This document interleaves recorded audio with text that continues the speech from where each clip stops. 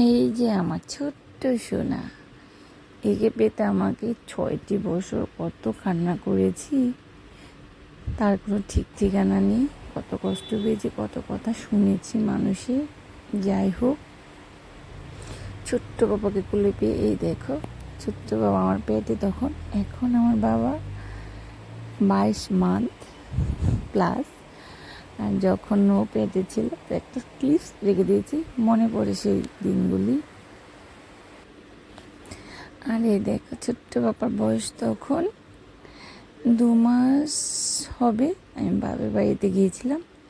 এই ছোট্ট ছোট্ট ক্লিপসগুলির মাধ্যমে তোমাদের আমি আমার এই সাকসেস স্টোরিটা, আমি ছোট্ট বাবার স্টোরিটা বলবো।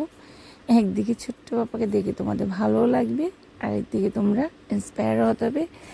যাদের বেবি হয় না তারা কিন্তু একদম মন খারাপ করবে না, আর মনে সবসময় কিন্তু আশা রাখতে হবে। আমি কোনো দিন কিন্তু কান্না করেছি ঠিকই, কিন্তু এটা ভাবিনি যে হবে না। এটা কিন্তু আমার বিশ্বাস ছিল যে হবে, এইটা আমি মনে রেখেছি। এই যে ছোট্ট বাবা, এ আমার 5ম সন্তান। এর মানে এ নয় যে আমার 5টা সন্তান, এ আমার একমাত্র সন্তান। হ্যাঁ, 4টি সন্তান নিয়ে আমার মিসক্যারেজ হয়েছিল। সেই স্টোরিগুলি তোমাদের বলবো, আর এই সাকসেস স্টোরিটাও তোমাদের বলবো। আমার ছোট্ট বাবার,